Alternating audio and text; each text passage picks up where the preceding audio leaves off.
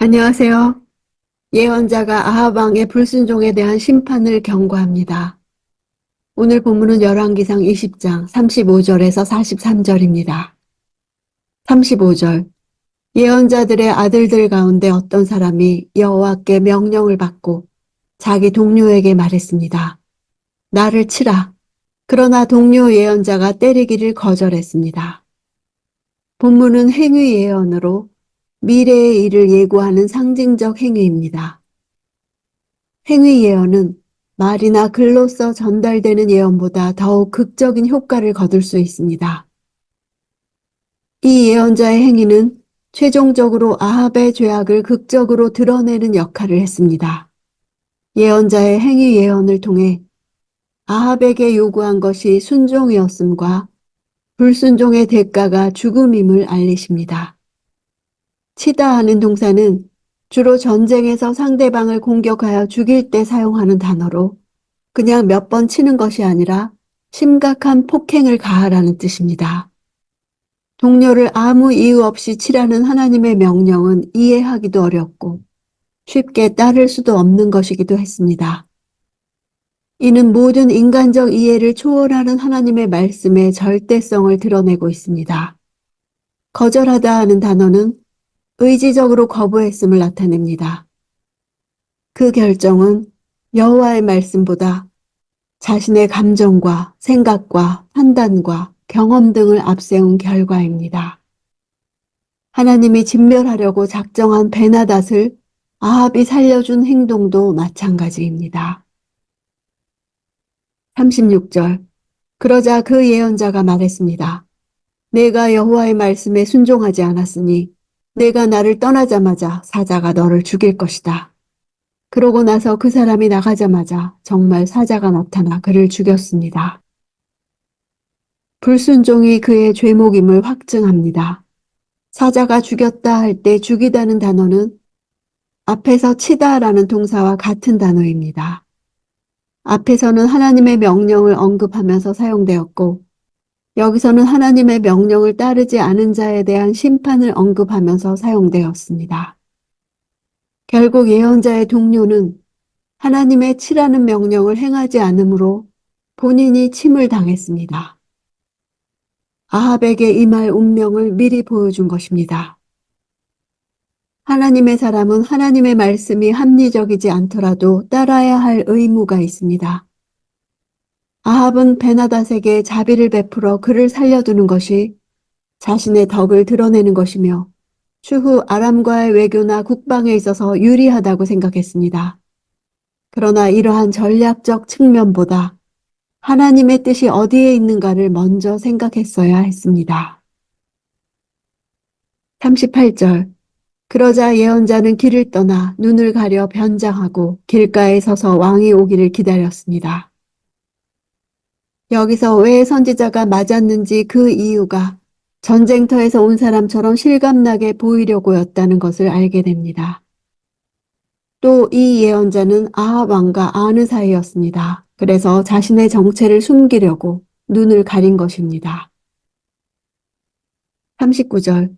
왕이 지나가자 예언자는 왕에게 소리쳤습니다. 왕의 종이 치열한 싸움터에 나갔는데 거기서 한 사람이 포로를 데려와 이 사람을 잘 지켜라. 어쩌다가 놓치면 그 대신 내 목숨을 가져갈 것이다. 아니면 내가 은 1달란트를 내야 한다고 말했습니다.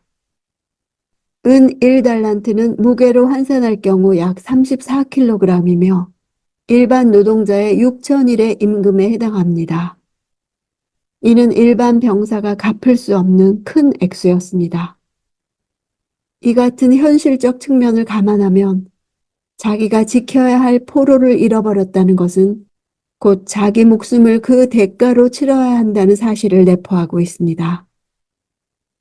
이 같은 고액의 몸값은 베나닷을 살려준 아합의 죄가 그만큼 위중함을 암시합니다. 40절. 그런데 왕의 종이 여기저기 바쁘게 다니다 보니 포로로 끌려온 사람이 사라지고 말았습니다. 이스라엘 왕이 말했습니다. 그건 내가 자청한 일이니 내가 그 벌을 받아 마땅하다. 목숨을 담보로 내걸어야 할 만큼 중요한 포로를 지켜야 하는 자신의 사명을 망각하고 포로를 놓친 병사의 모습은 하나님으로 말미암아 승리했다는 중요한 사실을 망각하고 공명심과 경제적, 정치적 이유로 인해 하나님이 멸하기로 작정한 아람 왕을 자기 마음대로 놓아준 어리석은 아합 왕의 모습을 잘 보여줍니다.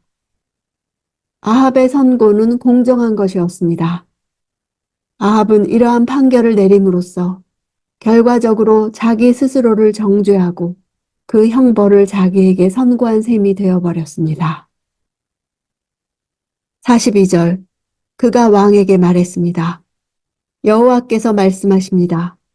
너는 내가 죽이기로 작정한 사람을 놓아주었다. 그러니 내 목숨이 그 목숨을 대신하고 내 백성들이 그 백성들을 대신하게 될 것이다. 죽이기로 작정한에서 죽인다는 단어는 헤렘, 곧 진멸입니다.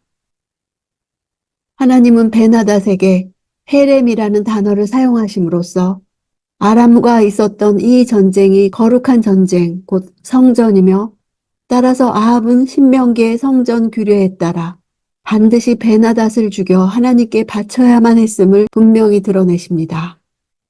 진멸이 선언되면 그것은 모두 여호와께 속한 것으로 간주되어 다 바쳐야 합니다. 아합은 하나님의 명령에 상관없이 좋아 보이는 것에 기초하여 결정을 내린 것입니다.